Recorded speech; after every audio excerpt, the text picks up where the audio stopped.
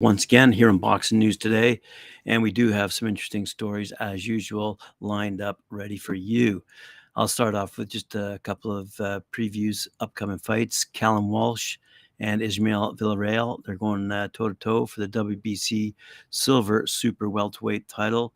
And Callum says, every fight is getting bigger and bigger. I'm knocking people out, and the opponents haven't been giving me tough fights. So the fights have to be bigger and better. This is going to be another test to see how good I am. His opponent, Villarreal, said, I'm clearly the underdog in the minds of many, but I'm here to showcase my skills and be victorious. Fair enough. I'll talk about it in a sec, but Jake Paul's opponent has been named a professional boxer, by the way. Good news for boxing fans.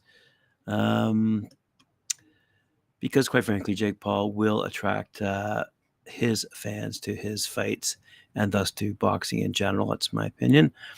Let's have a quick look at the undercard of the Benavidez-Andrade fight coming up. As we all know, there's a Showtime pay-per-view countdown set for Saturday, November 25th, right? And leading up to the David Benavidez and Demetrius Andrade fight from the Michelob Ultra Arena in Mandalay Bay Resort in Las Vegas, the action is topped by former world champion Sergey Lipinets. He's 17-2-1, taking on Michael Lazarza Alriviera, 24-1, in a 10-round super lightweight fight. Also on the bill, Vito Mielnicki, 15-1, faces Alexis Salazar, 25-5, in a 10-round super welterweight attraction. And the live stream will begin on Showtime Sports YouTube channel and Showtime Boxing Facebook page if you're interested. Let's have a quick look here.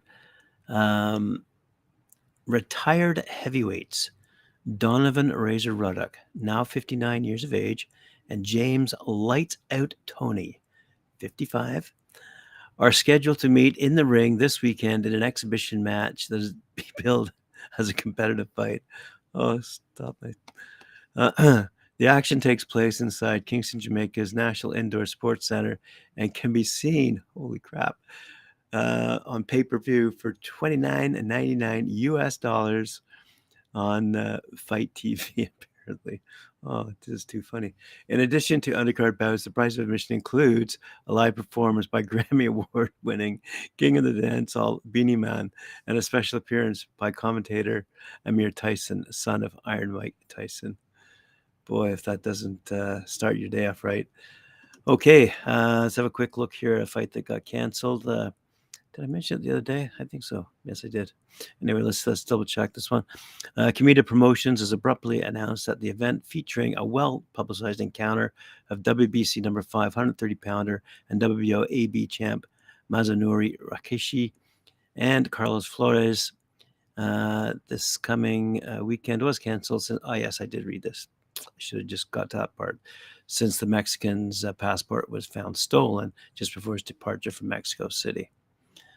So let's have a quick look and see what else we've got lined up today. Oh, yes. This is interesting for the simple fact that this fight is being broadcast, I believe, by the BBC and it's being streamed on their website for free. Oh, it's being shown on something called Channel 5 over in the UK. So this is going to appeal to my British listeners and viewers. Harlem Eubank is taking on Timo Schwarzkopf. And as I said, he's going to be streamed free. And this will also feature Roman Fury on the undercard. Harlem Eubank, by the way, is the nephew of Chris Eubank Sr., and he's undefeated as a professional and looking to work his way into a world title shot, aren't they all?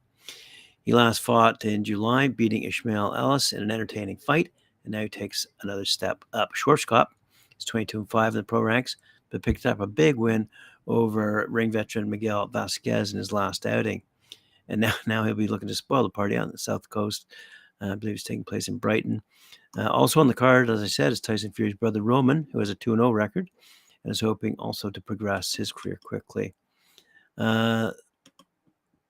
So this clash will be shown on Channel 5 in the UK. You can also live stream the action on My5, which apparently is an app available to download on either your mobile or tablet device, says Channel 5. Coverage begins UK time 10 p.m. See if there's anyone else of note here. Harlem Eubank, Sultan Zorbak, Tommy Welsh, Roman Fury, Tiernan Bradley, Harvey Dykes. Nope. That pretty well rounds out. Pretty big card, pretty long card, gotta admit. Let's move along to good old Jake Paul.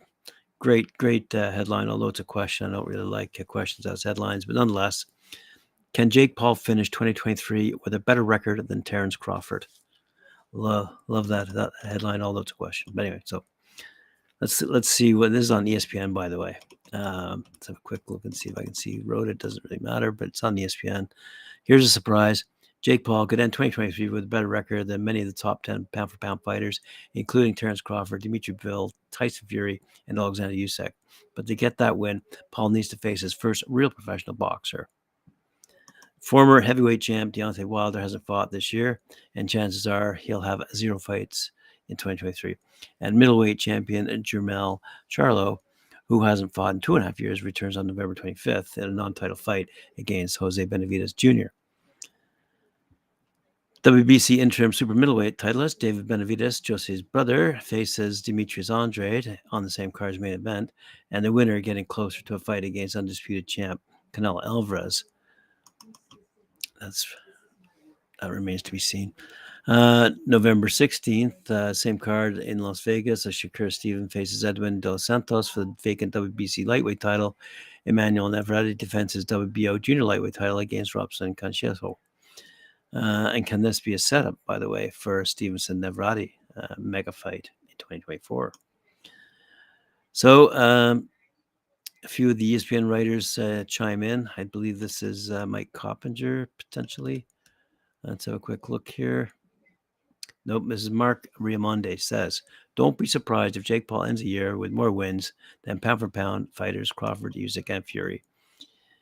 It's almost certain to happen. Paul announced Wednesday that he'll face Andre August on December 15th.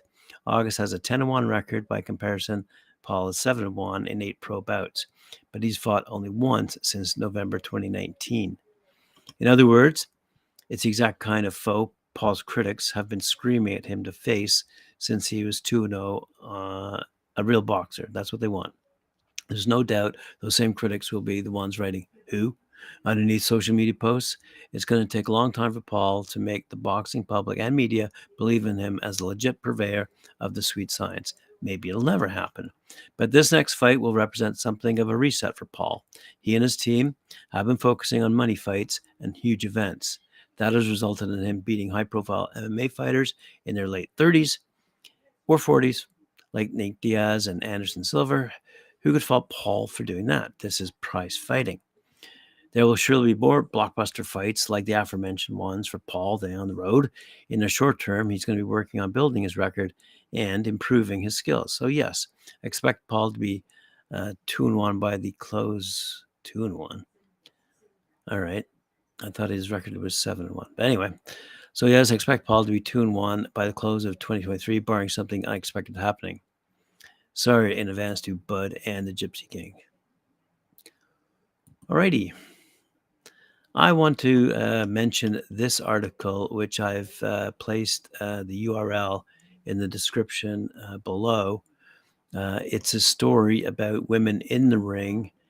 It starts off mentioning Amanda Serrano, Clarissa Shields, Katie Taylor, breaking that glass ceiling and taking women's boxing to new heights in terms of recognition, popularity, and financial gain. Prior to those fighters, Christy Martin, Lucia Riker, and Layla Ali also fought tooth and nail to get those things, but didn't quite get there. Besides that, if we go back a little bit further to the 1970s, there were names like Miriam Tremere, Kathy Davis, Sue Fox, and Pat Pinada. They fought too, but the walls were built even higher to keep them out of the sport, says this article. We all might know Sue Fox's name. She runs a WBAN, Women's Boxing Archive Network, and she's also the founder of the International Women's Boxing Hall of Fame. And some of these other fighters you may have heard, and others you may have heard of, courtesy of Natalie Brown, and also a lot of our other commentators have really spoken highly of women in the sport and how well they've been doing, but they owe it to these kinds of fighters back in the 70s. Why? Because there's going to be a movie, a documentary coming out by Georgina Camilleri called The Right to Fight. And it goes back to those days in the 70s, considering that the historic record of women's boxing back in the 70s is sketchy on a good day. But at the end of 90 minutes, Right to Fight stands as an entertaining tale of bizarre time in this bizarre sport, but also the historic record that was needed in a documentary format. Let's keep in mind, and I'll end here because please go to the article. I put the link below. Please recall the words of the late Jim Jacobs, best remembered as Mike Tyson's first manager, who says, quote, "A woman could never be a boxer just by the fact that a woman's role is of being a subordinate." I'll end it there. Please go to the article. Please go to see The Sugar Show on Talk and Fight. You can find that on our homepage quite easily, looking at episodes or shows. And of course, Brooke Deardorff, Millbrook is also often interviewing a lot of these women as well. So Talk and Fight's a huge supporter of women in the sport, and it's good to see a documentary coming out, The Right to Fight, documenting their struggle, especially when it comes to how men have perceived women in the ring. As we all know, I'm looking forward to Ebony Bridges and Avril Matthews, their big fight coming up, not to mention Taylor and Cameron. But on the other side of the fence here, scratch another good fight from December's lineup. Queensberry Promotions announced today that Hamzah Sheeraz is out of his December 2nd clash with Liam Williams after suffering a perforated eardrum, and that bout will not take place in early 2024. The show, originally slated to take place at the Copper Box Arena, now moves up to Friday the 1st and heads to York Hall. Gavin Gwynn, 16-2-1, faces Emiliano Masili, 42-0-1, 16 knockouts. Wow. For the European lightweight title, and someone who we've mentioned quite often on Talk and Fight, Sam Noakes, 11-0, 11 knockouts, fights Carlos Perez in a featured attraction, and also Moses Atuama, 6-0, makes a quick turnaround against a fighter to be announced soon. I'm going to close off with a couple of quick stories today, mainly in context to several other stories related to this subject matter. In a recent interview, Anthony Joshua has revealed that he would smoke maybe 6 spliffs a day before he shook his cannabis habit and became a professional boxer. Joshua, as we know, the former 2-time world heavyweight champion, is the subject of a November 7th episode of Louis Theroux Interviews, in which AJ discusses his upbringing, boxing career, and future plans. At one point in the latest episode of the BBC program, Theroux asked Joshua about smoking habit as a teenager, with the 34-year-old revealing, "I fell in love with the fitness regime because when I was a young lad, I was on the ganja, the haze. If you can't get these distractions out of your life, you can't put your full focus and attention on improving as an athlete. So for me, when I stopped smoking, I was able to progress. I was smoking maybe like 6 spliffs a day, wake and bake, baby. My mom's not going to be happy about this, right? But I was probably about 13 when I started." So maybe some words of advice for Jared Anderson as he moves forward in his career in the heavyweight division as well. To close us off, let's finish with an absolutely fantastic teaser of a headline. Frank Warren set to deliver a historic night of boxing on December 23rd. We all recall that date when Tyson Fury is supposed to fight Oleksandr Usyk. Likely now that will take place in early 2024. But Frank Warren has announced that there will be a boxing card 2 days before Christmas in Saudi Arabia.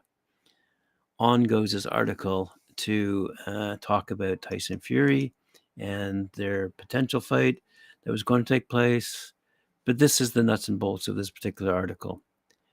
And this is courtesy of Frank Warren and his historic night. There's going to be a big night in December, and we'll be announcing very soon. It will be massive. You're going to love it. I can't give you all the information at the moment, but everything is in the right direction for it to be a historical night in boxing. And it's going to feature boxers from all around the world. You'll be surprised by the names.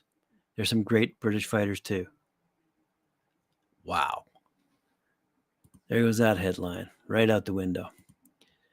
All right, boxing fans, thanks for joining me once again. Really appreciate your support. Remember to like, share, subscribe, hit that notification bell. We'll see you later on at 4 p.m. when I join Mike Orfish, Knuckle Up, Eastern Time, 4 p.m. And tomorrow I'll be back 11 a.m. Eastern Time here on Talk and Fight for another episode of Boxing News Today. Remember to like, share, subscribe, hit that notification bell, and we'll see you then. Thank you very much.